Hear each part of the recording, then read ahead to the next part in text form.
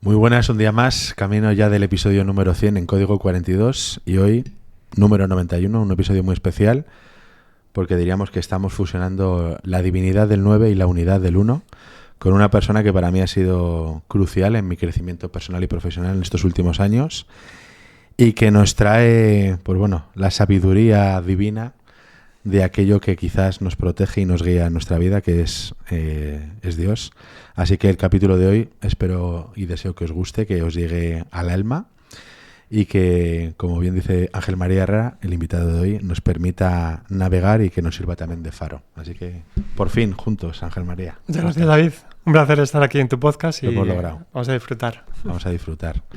Bueno, he visto que vienes hoy de negro. Tú habitualmente vistes de blanco o de un azul muy oceánico. ¿Cómo ha sido el hecho de que te dijera que tocaba venir de etiqueta negra? Pues me ha chocado porque, sabes, que te lo digo, lo hemos estado hablando, yo no tenía ninguna camisa negra, de hecho esto lo he encontrado por ahí que era un forro y demás, y incluso te propuse ir de blanco, pero al final, fíjate, creo que hay que estar por encima, en mi caso, de la vestidura en sí misma, ¿no? Creo que lo que importa es el mensaje. Yo lo que me considero es eso, un canal, un mensajero, y lo demás es accesorio. Así que yo, si ese es el dress code de aquí, un placer adaptarme. Bueno, nos conocemos hace años y me ha sorprendido un poco el lugar desde donde yo vengo y donde tú vienes ahora en este episodio, y te has presentado como emprendedor con Dios en el centro. Me gustaría que empezáramos a dibujar sobre el lienzo qué es eso de tener, ¿no? O de sentir a Dios en el centro. Tú sabes que yo vengo de emprender hablando mucho del propósito, ¿no? De hecho, nos conocimos en toda la fase de Thinking Heads, en toda la fase esa del mundo digital, cuando fue un estallido, ¿no? Y ya el propósito pues ya apuntaba a cierto sentido de trascendencia, ¿no? Al darte cuenta que tienes una llamada, una vocación. Y bueno, la verdad es que en este tiempo sí que he ido dándome cuenta que esa llamada pues va a algo más, ¿no? Que sin duda el uno mismo, intentar hacerlo todo, como que se te queda corto, ¿no? Y bueno, luego sí que podemos profundizar, ¿no? Pero en mi caso he visto que yo por mí solo que no podía, ¿no? Que necesitaba esa ayuda de Dios, que ya cada vez hablo con más claridad, ¿no? Porque antes mencionaba el universo, la energía, el yo superior, ¿no? Yo creo que cada vez más se trata de llamar las cosas por su nombre, ¿no? Y aunque Dios, cuando yo hablo de Dios, eso no es Dios, lo que tú entiendes cuando yo digo Dios tampoco lo es, porque tratar de limitar en una palabra que, por definición, no se puede poner fin, ¿no? Porque definir es poner límites. No se puede poner límites al concepto, pero sí que al menos apunta hacia algo que yo creo que todos nos sentimos llamados. Ángel María, todos estos años hemos hablado mucho del propósito, también de la pasión. Recuerdo en nuestra primera conversación que tuvimos ahí nuestras, no sé si llamarlo tiranteces, pero nuestro diálogo al confrontar, ¿no? dos elementos narrativos tan potentes. Y algo que te he escuchado mucho a ti es la famosa noche oscura del alma. Y te quería preguntar si en la relación con Dios también hay una especie de noche oscura del alma donde hay algún tipo de vinculación especial, de trascendencia, de integración o de descubrimiento. Sí, aunque el poeta hablaba de la noche oscura del alma, yo creo que el concepto es la noche oscura del ego. Porque realmente queremos que las cosas sean como nosotros queremos, nos gusta controlar todo, al menos a mí. Y llega un momento en el que te das cuenta que tú solo no puedes con todo, ¿no? Y que eso te da una cura de humildad. Los emprendedores en general tenemos un orgullo bastante elevado. Vamos a mencionarlo porque si no es muy difícil emprender, es muy difícil sacar las cosas adelante, entonces creemos que las cosas se hacen de una determinada manera y somos así bastante imperativos, ¿no? Y llega un momento en el cual la vida te va enseñando que tienes que ser un poquito más humilde. A mí la noche oscura del ego lo que me enseñó es trabajar profundamente en la humildad, conectar con la fragilidad del ser humano, es decir, que somos polvo literalmente y que hoy estás aquí y mañana no estás.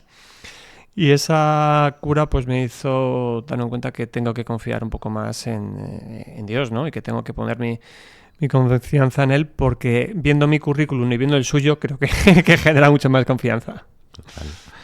Venía pensando en el coche hoy, que es un día lluvioso, que cuando yo era pequeño siempre que veas las figuras no más mayores hablar de Dios o de la música clásica o de la lectura de los libros y decía, esto es de los viejos, ¿no? Y ahora me siento un poco viejo porque a medida que van avanzando los años o la experiencia, sí que al menos yo siento que me he conectado mucho, ¿no? Con ese tipo de arte, ¿no? Tanto de la lectura como de la música, como Dios, si se puede considerar un arte. Te quería preguntar si en tu relación con Dios y tu experiencia también al trabajar con tantísimas personas todos estos años, has percibido una especie de patrón, no sé si a nivel cronológico, psicológico o emocional, en el que las personas cruzan una especie de umbral en el que empiezan a darse cuenta de estas conexiones. Yo digamos que he visto dos patrones. Uh-huh. Está el patrón de los que se iluminan de un día para otro, y aquí no importa la edad, es decir, hay gente que con 16 años ya está iluminado y se dedican a hacer cosas que cuando lees las vidas de estas, ya me gusta mucho leer biografías, ¿no? Y ves gente con 16, 20 años, ¿no? que hacían cosas espectaculares, o gente que se ilumina a los 80 de repente y ya está, ¿no? Pero eso es como lo excepcional, ¿no? Yo creo que lo habitual es, a los que somos cazurros como yo, es el fuego lento, el ir poco a poco. Y eso requiere madurez, eso requiere proceso, eso requiere tiempo. Y me acuerdo que el otro día una socia mía decía, a mí nunca me ha gustado el rosario, porque siempre pensaba que era una cosa de viejas, y ahora me empieza a gustar. Y yo le decía, en parte en broma, es que ya empiezas a ser un poquito vieja, ¿no? Entonces, hay cosas que sí que llevan un tiempo irlas aprendiendo, ¿no? Yo... En mi proceso, ¿no? Yo me di cuenta que con 25 años yo creía que ya me las sabía todas, ¿no? Luego con 35 creía otra vez que me las seguía sabiendo todas, y con 45 empecé a darme cuenta que no sabía tanto, ¿no? Y que era el momento de tener un poquito más de humildad y abrirme a más realidades, ¿no? Entonces yo cada vez empiezo a entender las cosas mucho mejor, empiezo a ser más consciente de mi ignorancia, de todo lo que me queda por aprender. Y sí que he descubierto que en la mayoría de los casos esto requiere maduración, requiere tiempo y estar abierto, porque si no, no funciona. Decía Carl Jung que al parecer a partir de los 40 es como una iniciación real a lo que es la vida, que empiezas a caminarla con mayor conciencia. ¿Cuáles han sido como los hitos o las experiencias que tú has tenido en tu vida donde has tenido la confirmación de que efectivamente había algo que te guiaba, que te soportaba más allá de tu espectro físico? Te voy a responder de dos maneras. Una, la que quieres que te responda, que es la estándar, y otra que es la más verdad, ¿no? Yo me siento sostenido diariamente. Para mí un hito es ver un amanecer. Yo flipo cuando veo el sol, veo la naturaleza sobre todo, ¿no? Y veo cómo la vida nos sostiene en cada momento. Es decir, yo tengo, bueno, pues esa gracia de poder percibirlo en todo, ¿no? En esta charla aquí contigo, en este espacio que nos rodea, en todo, pues lo veo, ¿no? Pero luego sí que es cierto que hay hitos como más significativos, ¿no? Que son cosas que a la gente le gusta también escuchar, ¿no? Uno de ellos fue un accidente que tuve cuando justamente nació mi segundo hijo, que tú lo conoces, y bueno, pues fue un momento muy complicado, ¿no? Porque yo tuve desde que volver a aprender a andar, que eso es algo que la gente no entiende, cuando se te borra el chip, el programa de andar, ¿eh? ¿Y cómo andas? Y fue una recuperación bastante compleja, ¿no? Y yo me acuerdo cuando el primer día que pude salir de casa, cuando digo el primer día que pude salir de casa, es yo en silla de ruedas, con la pata en cabestillo, mi hijo que tenía, pues eso, 2 o 3 meses en brazos, mi hija tenía 2 añitos, cogida de la falda de mi mujer, ¿no? Y es la que me llevaba en la silla de ruedas, ¿no? Y yo le dije a mi mujer, a partir de aquí todo va a ir bien, ¿no? Entonces tenía como una confianza de saberme sostenido por la vida, ¿no? Después hubo otro momento que nunca he comentado también públicamente, hoy me apetece comentar cosas que no he comentado en ningún otro sitio, que fue en un retiro de Maús, ¿no? Son retiros un poco diseñados para precisamente encontrarte con Jesucristo. Y yo iba sin saber muy bien a lo que iba. Normalmente a esos vas porque alguien te invita. Y en mi caso fui porque lo había escuchado, alguien sí lo había mencionado, pero no fui de alguien que te había dicho, tienes que ir a esto, que es como lo típico, ¿no? Y yo me acuerdo que llegué a aquel retiro en una época que estaba más alejado del tema de la espiritualidad en general, y ya no te digo de la iglesia y del catolicismo, ¿no? Estaba bastante alejado de todo, ¿no? Y yo me acuerdo que llegué allí y había un cuadro de Jesús y yo tenía una frase que ahora ni me acuerdo de la frase, pero sí me acuerdo que la emoción que me generó ver aquello me empezó a dar ganas de llorar. Y yo, gilipollez, no entendía nada, ¿no? Entonces, a lo largo del fin de semana se fueron produciendo cosas, ¿no? Y no es que el lunes cambiara mi vida. Es decir, ese retiro fue ahora hace 3 años y medio, ¿no? Entonces, ahora sí que puedo decir que ese retiro cambió mi vida, pero he tardado 3 años y medio en darme cuenta, ¿no? Es lo que te hablábamos antes de que hay cosas que cocinan a fuego lento. Total. Mira, justo hace unas horas yo estaba en un evento que hacían Ángel Rielo y también con algunos invitados y me puse a llorar como un niño en medio del evento, ¿no? Salió Cipri Quintas, que también le conoces, e hizo como una especie de juego de magia con cartas. Y yo conecté en mi caso con lo que yo considero que es Dios, que es una sensación desbordante de gratitud y de amor. Porque tenía como una puerta que no había terminado de transitar, que era el concepto de la estrategia en relación con el amor. Se puede ser estratega amoroso. Y claro, en el papel de la otra persona vi cómo daba tanto amor con una estructura que había creado anticipadamente para inspirar a las personas, que noté como que algo me desbordaba tan grande que era insostenible a nivel físico y me puse a llorar, me dio un abrazo. Yo que soy de hueso ancho, la gente me vio y se sorprendió mucho, ¿no? Y bueno, ya llevo unos años en el que me permito mostrar esa vulnerabilidad, porque para mí es como la otra cara de la moneda de la autenticidad, así lo considero yo. Pero te quería hablar acerca del cómo sostener esa descarga de energía, al menos que me ha pasado a mí en varias ocasiones, donde es tan increíble lo que se siente, que a veces pues tienes que... A mí, por ejemplo, me temblaba el cuerpo el otro día, lloraba. Es como que no estoy preparado o entrenado a soportarlo físicamente. Si te ha pasado en alguna ocasión, y en ese caso, si lo llevas ya, digamos, como entrenado, ¿qué recomendaciones, sugerencias desde tu experiencia podrías darnos a personas que, como yo, no sé si estamos en la iniciación, pero sí que a veces conectamos con eso y es un desborde de energía desorbitado? Vale. Primero voy a responder a lo de la estrategia y el amor, que lo has dejado ahí votando. Para mí, el amor es una de esas palabras que hay que entender muy bien qué queremos decir cuando decimos amor, ¿no? Como aquello de no lo llamen amor cuando quieren decir sexo. Los griegos tenían hasta 7 palabras para referirse al amor, ¿no? El amor filial, el amor erótico, el amor de los amigos, y tenían una muy bonita que era agape, que es el amor incondicional, ¿no? Es decir, en ese amor incondicional, que es el que te desborda, yo creo que la estrategia es complicada, porque la energía de ese amor va mucho más allá. Es decir, la estrategia es la del puro amor en sí mismo. Entonces el amor es el que te controla a ti. Es decir, no es una estrategia que pueda venir de ti, sino es una estrategia propia del amor en sí mismo, ¿no? Y luego lo que decías de cómo sostener cuando sientes que el amor, el Espíritu Santo, esa energía te invade y te sobrecoge, ¿no?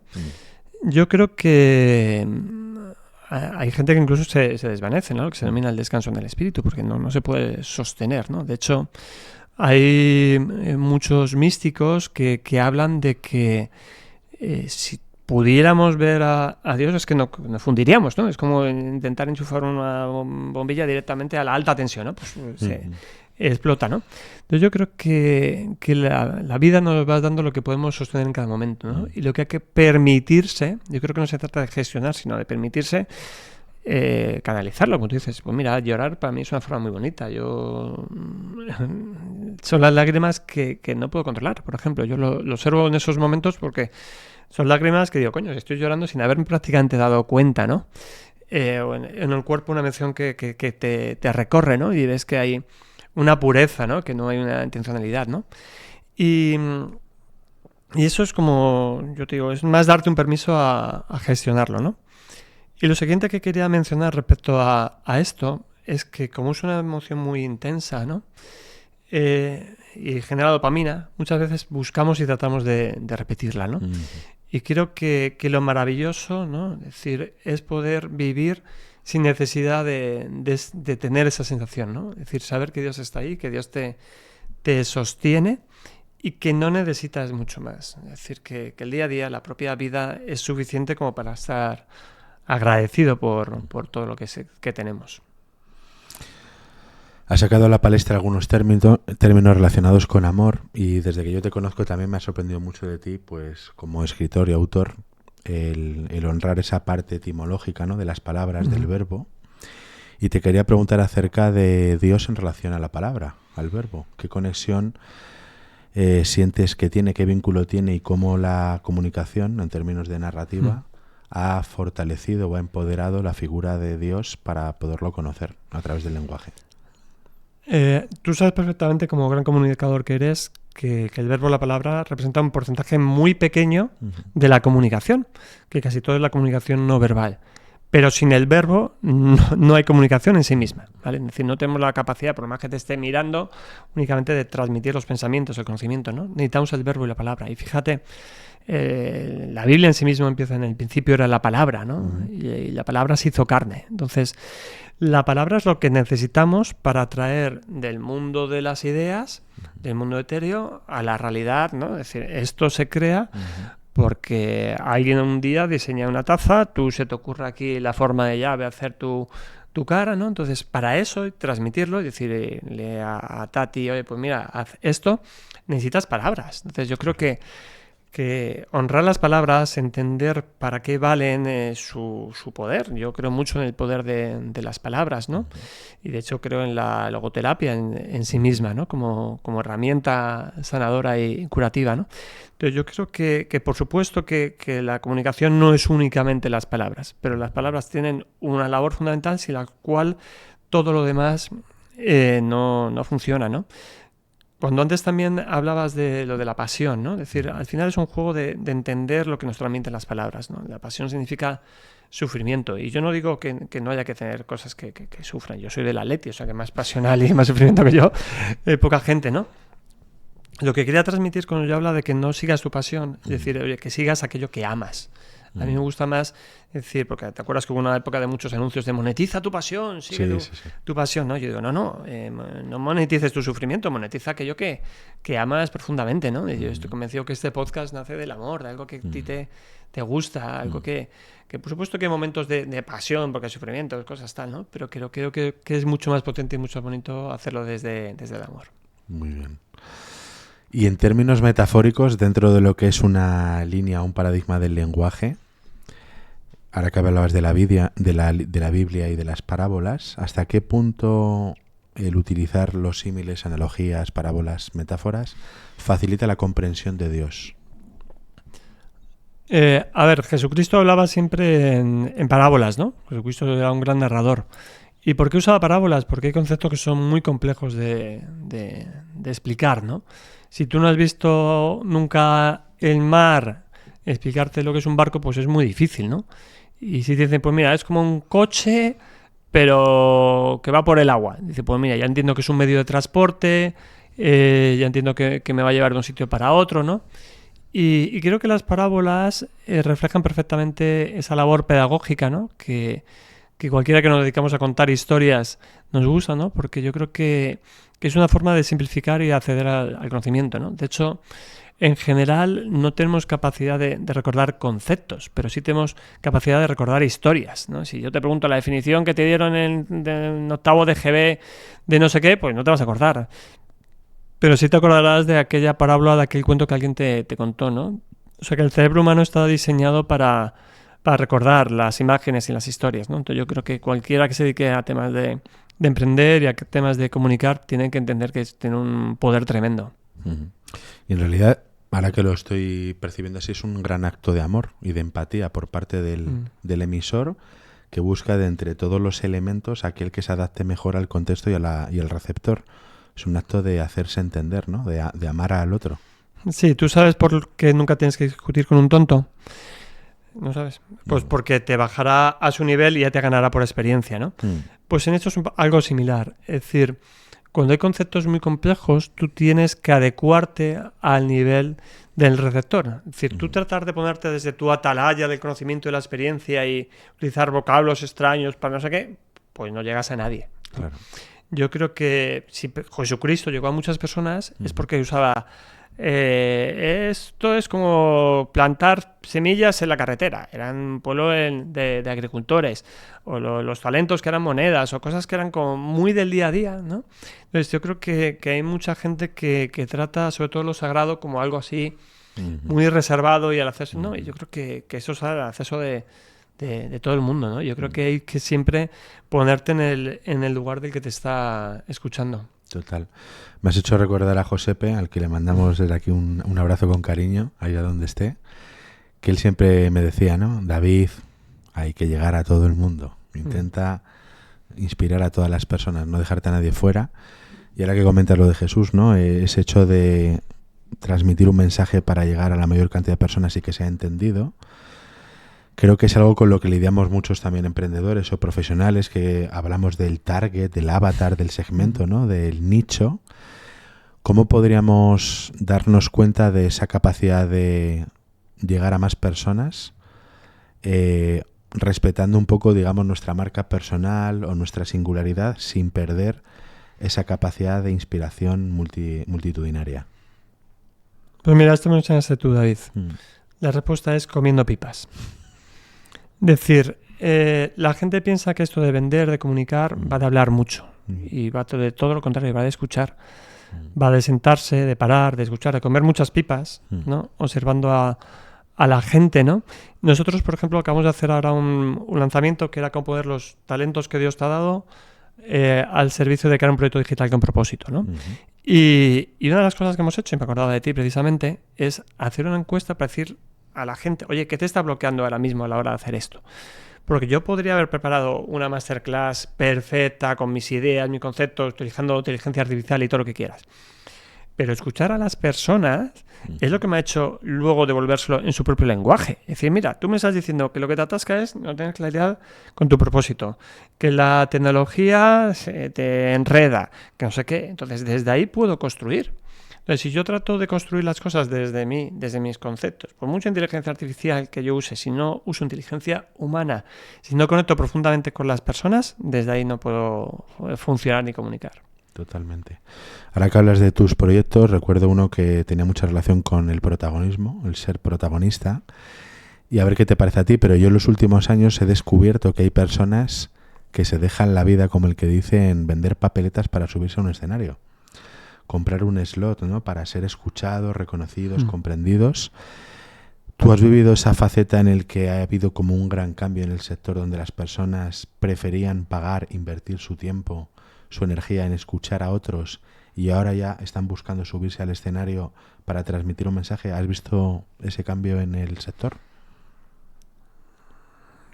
A ver, yo creo que desde que el hombre es hombre lo que más le ha gustado es hablar de sí mismo. ¿Vale? El creador de Craigslist, una de las revistas web de clasificados más grandes, él decía que una buena idea de negocio era crear un periódico donde solamente estuvieran los nombres de las personas, que la gente lo compraría porque les gusta hablar de sí mismos. O sea que yo sí que creo que a todo el mundo nos gusta hablar de nosotros, ¿no? Por lo que te decía, en especial los emprendedores que tenemos un ego muy, muy elevado.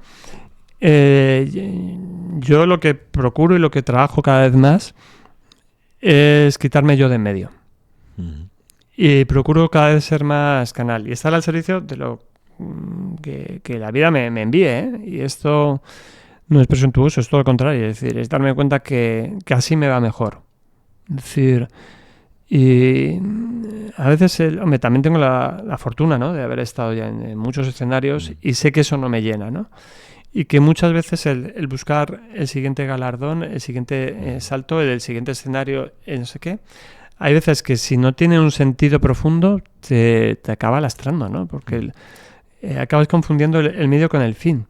Y se te olvida que no, que tú estás al servicio de los demás. Entonces, si lo único que lo haces es por tu propio reconocimiento, tu propio no sé qué, y querer llegar a no sé cuántas personas, pues eso puede ser contraproducente, ¿eh? Y ahora que hablas de ser canal, convertirse en canal, ¿hasta qué punto te haces responsable de las personas que puedes atraer, digamos, desde esa maestría, que es cuando el alumno está verdaderamente preparado, aparece el maestro y viceversa? ¿Es necesario, por así decirlo, tener como un estándar, unas estructuras donde se pueda evaluar de alguna manera que la persona está preparada para tú simplemente ejercer de moderador, facilitador o canal, para que ellos sean verdaderamente protagonistas y aporten la información, porque si una persona está desde la necesidad buscando información, digamos, y tú no se la aportas, digamos que no hay una retroalimentación, ¿no? Sí, mira, aquí te voy a confesar también algo, ¿no? Nosotros antes usábamos estas llamadas de claridad, llamadas de asesoramiento, únicamente como una herramienta para cerrar más ventas, ¿no? Entonces lo que buscábamos era el cerrar ventas a todo costo, te lo digo así de claro. Ahora me voy dando cuenta que estas llamadas tienen que ser de asesoramiento de verdad. Y si ves que hay gente que no está preparada, pues es mejor decir que no, ¿no? Porque vas a generar una mala experiencia en esa persona, tú vas a perder tu tiempo y no va a conseguir resultados, ¿no?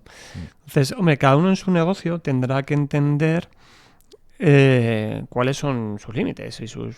Yo, por ejemplo, como te digo, nosotros ahora hablamos de emprender buscando los talentos que Dios te ha dado. Si tú para ti Dios ni siquiera existe y los talentos son tuyos y tú los has creado porque eres muy guay, claro, pues no vengas con nosotros porque no tiene sentido. Entonces tenemos que escucharte y entender esto, ¿no? Oye, y cada uno, como digo, en su negocio tendrá que establecer esos parámetros. Yo no soy nadie para decirle los parámetros que funcionan son esto, ¿no? Y luego tener una cosa que es muy importante, que es el discernimiento, ¿no? Es decir, cuando tú haces la venta también desde la necesidad de ahora necesito esto, no estás escuchando profundamente lo que la otra persona necesita, ¿no? O sea, que desprenderte cada vez más de eso y darte cuenta que, oye, vamos a escuchar de verdad a esa persona, ¿no? Que antes hablamos también de escuchar. ¿Qué es lo que de verdad necesita, ¿no? Y desde ahí, decir, mira, pues esto honestamente no es para ti, o incluso, mira, te puedo recomendar esta cosa que sí, que es de otra persona. Y fíjate, creo que eso va a generar agradecimiento y también incluso es rentable en el sentido que esa persona va a hablar bien de ti, ¿no? Y sobre todo es honesto. A mí es lo que más me parece. El otro día me invitaron a un evento que yo no tenía ni idea que era este evento, ¿no? En Granollers. Venía una mujer hindú, Ama, que se supone, al parecer lleva como 30 años dando abrazos por todo el mundo. Yo estaba muchos años con ella. Sí, ¿verdad? Yo era la primera vez que estaba con ella. A mí justo me abrazó a las 5 de la mañana, que era como la idea inicial de la persona que me invitó. Y en ese espacio descubrí un montón de cosas en relación a lo que yo percibo como la autoridad normativa, jerárquica, ¿no? Y me di cuenta de que una persona como ella genera una autoridad simplemente con su presencia, si bien tiene una estructura con una especie de personas que hacen como de fractal, donde parece delegar esa energía de la que hablábamos, y vi muchísima estructura cuando yo tenía pues el estereotipo muy marcado de que en Oriente la estructura, la disciplina no existe, sino que todo es la unidad, no hay fragmentación, no hay esas pautas autoritarias. Y cuando murió mi padre, hace unos meses, sucedió lo mismo con Josepe, me volví a conectar con personas, contigo incluida, donde yo notaba como cierta energía que tenía que ver lo que para mí es como la disciplina, la planificación, hemisferio izquierdo, por así decirlo. Y también descubrí que para poder generar un espacio donde yo sea un canal, ese espacio tiene que estar ordenado, organizado, estructurado, jerarquizado, para que la abundancia, digamos, entre a través de esa vasija, que ya está creada, porque si no va a ser muy difícil que genere ese impacto. Tú como has vivido, y más has estado con Ama, ¿no? Ama o otras figuras, yogis o personalidades de Occidente o de Oriente, que han hecho uso, digamos, de esa autoridad o de esa estructura para emitir desde la pura presencia. A ver, aquí hay una cosa muy importante. Para mí, mi gran maestra es la naturaleza, ¿no? Y si tú te fijas en la naturaleza, hay orden, hay estructura, sí, hay caos, vale, pero un árbol es palito, palito, palito, hoja, hoja, hoja. Es un algoritmo, es un programa. Si tú observas cómo funciona todo, hay una conexión. El cuerpo es un sistema hecho de sistemas.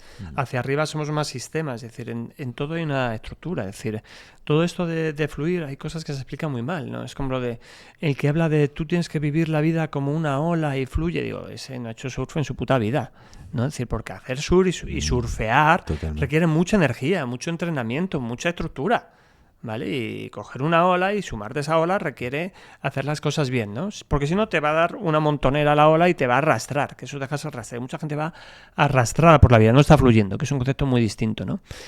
El hecho de que en cualquier organización espiritual, religiosa, con grandes referentes, ellos por sí mismos no pueden hacer todo. Es decir, la gira que organiza Amma a nivel mundial es espectacular. El ashram que tiene Amma en la India tiene una estructura también y es espectacular porque acuden miles de peregrinos allí y hay gente que hay que darle de comer, ¿no? El propio Jesús también tenía discípulos y no eran solo los 12, luego envió a los 72 y muchas personas más, ¿no? Es decir, para organizar las cosas hacen falta estructuras, es algo absolutamente fundamental, porque sin estructura todo lo demás se cae. Es como yo voy a poner un edificio y voy a poner por aquí los ladrillos por allí, y allí pongo el cemento y eso que sea un edificio, no.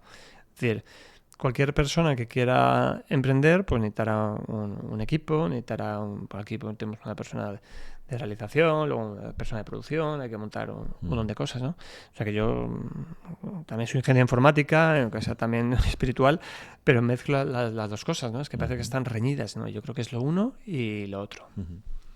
Tú que también vienes del mundo corporativo, ¿no? Y académico y startupero, ¿consideras que a lo mejor estamos abriendo como el campo quizás los emprendedores o figuras más individualistas para que el mercado corporativo el día de mañana se deje guiar por Dios también y lo coloque en el centro? Imagínate, ya no es emprendedor como con Dios en el centro, sino empresas con Dios en el centro. ¿Crees que podemos volver a un ciclo así en el que ese motor sea el que mueva el mercado? Yo creo que podemos volver a un ciclo en el que haya empresas con Dios en el centro y lo estamos viendo ya hoy. Hay una organización americana que se llama His Way at Work, que lo que está haciendo es ayudar a las empresas a consagrarse y a poner a Dios en el centro. Yo, por ejemplo, nosotros somos una empresa consagrada, luego si quieres podemos hablar de ello. Y yo pensaba que íbamos a ser 4 o 5 de lo que hiciéramos y fuéramos 50 empresas, ¿vale? Ya no gente individual. ¿Qué es lo que estoy percibiendo? Que cada vez más en las empresas se puede hablar de Dios con normalidad. Y ojo, hablar de Dios en el centro no significa que tú transformes tu producto. Me acuerdo de uno que vende grafeno, es decir, que ahí, por más que quiera meter tal, no puede hacer otra cosa, ¿no? Si no es cómo tratas tú a la gente, cómo hacer las cosas. Y no digo que seamos perfectos, porque si alguien me escucha decir esto es que tú haces no sé qué, no sé, pues evidentemente yo soy pecador y cometo muchos fallos. Pero te puedo garantizar, David, que yo cada día me despierto con la intención de mejorar. Cada día, cuando tomo una decisión, procuro hacerla desde el amor. Y cada día veo que cada vez más empresas quieren hacer las cosas de esta manera, ¿no? Entonces yo sí veo que esto no solo es posible, sino que ya está haciéndose realidad hoy día. También lo estoy viendo en otros sectores, sobre todo en el artístico, el musical, que parece que se ha abierto como el campo. Primero es como una salida del armario, por así decirlo, a nivel espiritual o a nivel divina o mística, donde Dios parece ahora que es incluso una moda, ¿no? ¿Hasta qué punto puede ser beneficioso o no el hecho de que lo tomemos precisamente como una moda? Pues mira, yo creo que eso lo responde muy bien Jesús. Al César lo que es del César y a Dios lo que es de Dios. A Dios el tema de las modas son pasajeras. El que un artista, y no hablo de nadie en concreto, no sé, que algún artista ahora se quiera sumar a esto porque pueda vender más de lo que sea, obras de arte, discos o chupachús, eso no tiene ninguna relevancia, ¿no?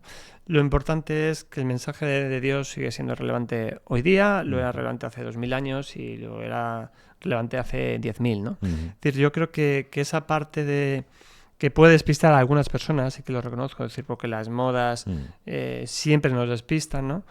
Pero el conectar con la esencia, con lo profundo, lo que es impermanente, que lo que siempre está al final es lo fundamental, ¿no? Sí que es cierto que creo que vivimos en un momento en el que se puede hablar con más claridad de Dios, ¿no? Antes había que estar tapado, ¿no? Y yo, por ejemplo, tenía miedo de decir a lo mejor que era católico, porque, oye, ¿cómo puedo ofrecer eso lo mío, ¿no? Yo mi profesión la ejerzo igualmente, hablo de lo que hablo. Lo único que, oye, mira, yo soy católico, como he dicho antes, también soy del Atleti, ¿no? Y de eso ya podía hablar, ¿no? Pero creo que al menos facilita que cada vez más personas se puedan expresar con más libertad. Total. Hablando en términos más macro, quizás, como hemos hablado de que la naturaleza per se parece un sistema, ¿crees que el hecho de que vuelva a emanar la figura de Dios, así entendida, podría ser una especie de yuga o de movimiento cíclico, de supermovimiento, que vuelve a aparecer pasados unos milenios, unos siglos? ¿Podría tender algo así? Pues mira, aquí me voy a meter en un charco, David.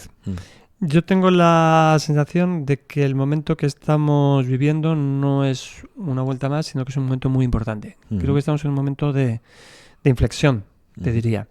No es que sea el final de los tiempos ni nada de esto, pero sí que percibo que cada vez estamos más cerca del mundo tecnológico. Se habla de la singularidad tecnológica, cuando las IAs superen la capacidad humana. Esto hace unos años era ciencia ficción. Ahora hay gente que está hablando del 2040, que eso está aquí a la vuelta de la esquina, ¿no? Así que yo sí que percibo que en muchos aspectos, es decir, a nivel armamentístico tenemos capacidad de destruir la Tierra varias veces. Antes con una lanza poco podías hacer. A nivel de un montón de cosas, sí percibo que estamos en un momento de batalla muy importante. Vamos a hablar de las fuerzas del mal y las fuerzas del bien, ¿no? Por simplificar mucho la conversación en estos momentos. Sí. Y sí que percibo que hay que tomar partido, ¿no? En una batalla de ese estilo no te puedes quedar ahí entre medias, ¿no? Es decir, o estás de un lado o estás del otro. Y vas a ser decisiones personales, ¿no? Pero yo sí percibo que esto lo vamos a vivir, incluso esta generación, un cambio muy importante en la sociedad. Y en términos de sociedad, si nos metemos en el terreno comercial o empresarial, has hablado de que tú formas parte, ¿no?, de una organización, un sistema donde hay empresas que pueden dirigir o encauzar pues este movimiento que estamos hablando. ¿Cuál es el propósito, si es que lo hay, detrás de esa organización en la que ya estás? Mira, nosotros, esto también es la primera vez que lo voy a decir aquí en público. Nosotros somos una empresa consagrada. ¿Qué significa esto? Una empresa consagrada es Dios el que es el jefe. Es el director general, el CEO, como tú lo quieras denominar, ¿no? Y esto no es que sea una organización de empresas consagradas, ¿no? Es decir, un holding. Un holding, ¿no? Es decir, sino que cualquiera puede considerar su compañía a Dios. Sí que hay gente que facilita, te da un curso, una metodología gratuito para que tú lo hagas, pero que tú lo puedes hacer por tu cuenta, que consagrar no es más que un acto formal de decir, mira, yo creo que Dios sea el dueño de esta compañía, no quiero ir a la notaría, sino es un acto más simbólico en ese sentido, pero sí que formalmente yo cedo la propiedad de la compañía a Dios, ¿no? Y te voy a responder las dos preguntas que siempre me hacen cuando digo que somos una empresa consagrada. La primera pregunta es, oye, ¿eso qué significa? Exactamente, y yo te reconozco que soy el primero que no había escuchado esto hasta hace unos meses, ¿no? Consagrar, etimológicamente, significa separar, ¿no? Es decir, esto es para Dios. Entonces, esta empresa es propiedad de Dios. ¿Y Dios cotiza como autónomos? No cotiza como autónomos, pero nosotros sí sentimos que cuando tomamos las decisiones lo hacemos desde ahí y sentimos que la sociedad es suya. Eso es lo primero. La segunda pregunta que me hacen es, oye, ¿y eso en qué se traduce? Vale, muy bien, ya Dios es el jefe, pero ¿eso en qué se come? Pues mira, desde cosas internas, es decir, nosotros empezamos todos los días, la primera reunión del día es con el jefe. ¿Y eso qué significa? Empezamos rezando como equipo.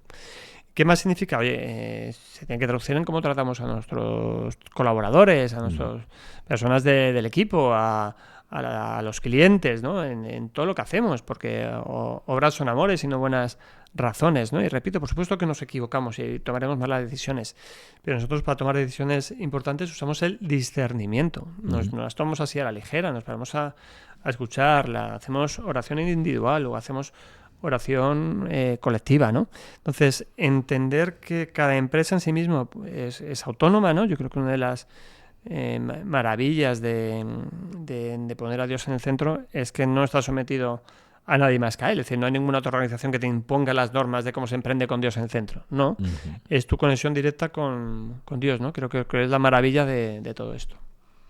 Lo estoy vinculando, salvando las distancias, ¿no?, con las criptomonedas, el Bitcoin, como que parece estar descentralizado, y el hecho de no otorgarle a alguien, por así decirlo, el poder, como que cambia la actitud, ¿no?, la visión del mundo, porque ya no le tienes como que rendir cuentas a alguien que te domina o te exige, ¿no? Parece que está también, digamos, descentralizado, y todos, como si fuera un sistema, imagínate una colmena, un hormiguero, trabajan, digamos, aunque haya una abeja reina, como en equipo por un bien mayor, ¿sabes? Me gustaría usar el mismo ejemplo que las criptomonedas. Digamos que aquí todos rendimos al mismo jefe. Ya. Es decir, sí que no es que estemos relacionados entre nosotros ni estemos en la misma blockchain, ¿no? Sino que cada uno pues vive, fíjate, en el propio cristianismo, la cantidad de ramas Claro. que hay dentro del propio cristianismo. Es que ni siquiera el cristianismo en sí es una blockchain. El catolicismo, ya por coger una de ellas, la mayoritaria, ni siquiera el catolicismo es una blockchain, es decir, cada uno lo vive un poco de su manera, ¿no? Pero lo que decíamos antes, yo creo que hay ciertas estructuras que ayudan a vivir todo esto. Es decir, nosotros hemos hecho el proceso de consagración de nuestra compañía gracias a una asociación americana que lo que ha hecho son unos vídeos para facilitar la labor, pero yo estoy convencido que luego habrá más organizaciones que hagan cosas similares, ¿no? Y que es una cosa, por supuesto que hay descentralización, ese concepto sí lo puedo traer, ¿no? Pero para empezar, te digo, todos sí que rendimos cuentas a alguien, que en este caso es Dios, cada uno como lo quiera expresar. Y segundo, pues cada uno tiene su propia vivencia, ¿no? Y adicional sobre esto, sí que hay ciertas estructuras que te acompañan, es decir, volvemos a los cristianos, pues la Iglesia Católica tiene su estructura, que es un poco más conocida, las iglesias evangelistas también, todos también tienen su estructura, pero porque son cosas que nos ayuden más que porque tengamos que rendirles cuentas a ellos. Es decir, yo no tengo que rendir cuentas a un obispo, a un sacerdote de mi parroquia o el que sea, ¿no? Yo lo que tengo que rendir cuentas es a Dios, que es el jefe de la compañía. Antes me preguntabas si te iba a preguntar acerca de los narratipos, ¿no? Y ahora, claro, cuando ya profundizamos un poco, empiezo a percibir la narrativa interna que veo ahora mismo en ti. Tienes mucho de conector ahora mismo, ¿no? De mensajero, ¿no? De motivador y de conector. Estás en esa línea más de impacto humano. Y estaba recordando la metáfora que has puesto antes de enchufarse a un sitio y que te salte los plomos, ¿no? Y fíjate, hace poco hemos vivido, ¿no? En nuestro país, pues un súper apagón, el apagón. Y yo percibo que sería como que a nivel corporativo permite a las empresas, al consagrarse, enchufarse como a la fuente y, digamos, fractalizar el proceso para que no vivan una sobrecarga, sino que entre todos transiten pues esa energía, la hagan moverse de una manera más organizada y digamos que es poner al bien de todos con lo que pueden aportar. Al final sería una narrativa, si lo podemos llamar así, desde el puro conector, en el que todos formamos parte de una especie de mente, si es que es una mente colectiva, una mente colmena, una fuente colmena. A ver, al final, digamos, usando otra vez la metáfora de la electricidad, todos necesitamos un adaptador de corriente, ¿no? Para coger la alta tensión y transformarla en la corriente alterna que tenemos, en la corriente continua que tenemos en casa, ¿no? ¿Qué es lo que sucede? Fíjate, estamos viendo una época que cada vez más jóvenes van a misa, ¿no? El otro día un estudio, ¿no? Cada vez más jóvenes se acercan a Dios. ¿Cómo lo están descubriendo muchos? Pues a través de la música. Están surgiendo muchos grupos musicales tipo Hakuna, en redes sociales la gente lo habla, ¿no? Que es ese adaptador de corriente, ¿no? Es decir, oye, la música transmite emociones, pero claro, no es la divinidad directamente enchufada en vena, ¿no? En las empresas, oye, pues porque haya cada vez más mecanismos donde se puede hablar de Dios dentro de la empresa, ¿no? Sin tener por qué ser un tío que te va regalando Biblias, ¿no? Es decir, una empresa puede evangelizar simplemente por el buen ejemplo que está haciendo, ¿no? Que la gente dice, oye, porque sois diferentes a lo que hay fuera ahí, ¿no? Yo tengo ejemplos de empresas consagradas en México, me está acordando de una de transportes. En México es muy común lo de las mordidas, ¿no? Y ellos dejaron de dar mordidas y sobornos a la gente, ¿no? Y eso, claro, ha sorprendido, oye, ¿qué os está moviendo? ¿Y qué está sucediendo, no? Yo creo que vayan surgiendo esos adaptadores de corriente, ¿no? Para que cada vez más eso esté presente en todas las esferas, ¿no? Estamos hablando del mundo de la empresa, del mundo del emprendimiento, del mundo del arte, en los jóvenes, ¿no? Creo que va a ir surgiendo y que lo vamos a ir viendo cada vez más. Es curioso porque antes de iniciar el podcast yo le preguntaba a Lavín por un adaptador que me estaba dando problemas la cámara y ahora volvemos a esa parte. Curioso, ¿eh? Muy simbólico, que a mí ya sabes que me encanta. Sí, mira, el otro día te escuchaba a ti, no sé, en un podcast o en algún lado, que hablabas de cómo la Torre de Babel, el lenguaje nos quiso separar, ¿no? y creo que precisamente hay muchos adaptadores, ¿no? Ajá. Yo creo que el secreto de esto es que vayamos descubriendo cada uno nuestro adaptador, cada uno nuestro idioma, ¿no? Para llegar al mismo sitio. Si el sitio que hay que llegar es el mismo, ¿no? Y a veces lo que pasa es que nos perdemos en la herramienta y nos olvidamos del fin, ¿no? El lenguaje, pues lo vemos en España, ¿no? Cada uno con su idioma, cada uno con su no sé qué. Y tú lo explicas muy bien, es que eso lo que hace es separarnos, ¿no? Exacto. En lugar de unir, que es lo que debería provocarnos. O sea, que ojalá nos fuéramos dando cuenta de esas cosas. Sí, bueno, ahí vamos trabajando. Tú pones a Dios en el centro, yo pongo esa parte del lenguaje para poder unificar a las personas más allá del idioma, que evidentemente puede hacernos sentir únicos, ¿no? Así que interesante. Te quería preguntar acerca de, en tu rol también de mago, que creo que has tenido en tu vida, ¿no? Y de creativo. Si pudieras ver a través de la materia, ¿qué consideras que puede haber dentro de la caja fuerte, Ángel María? Bueno, yo lo tengo claro, lo que hay es un sueño. Uh-huh. Un sueño de una persona, ¿no? Yo creo que es lo bonito. Un sueño. Bueno, lo abriremos en el episodio 100, que quedan apenas unos días para descubrirlo. Ya te enterarás. Te lo contaré o lo verás tú. Así que veremos si es un sueño realmente. ¿Algo para cerrar que quieras aportar que se nos haya quedado en el tintero que consideres que es importante en este programa, Ángel María?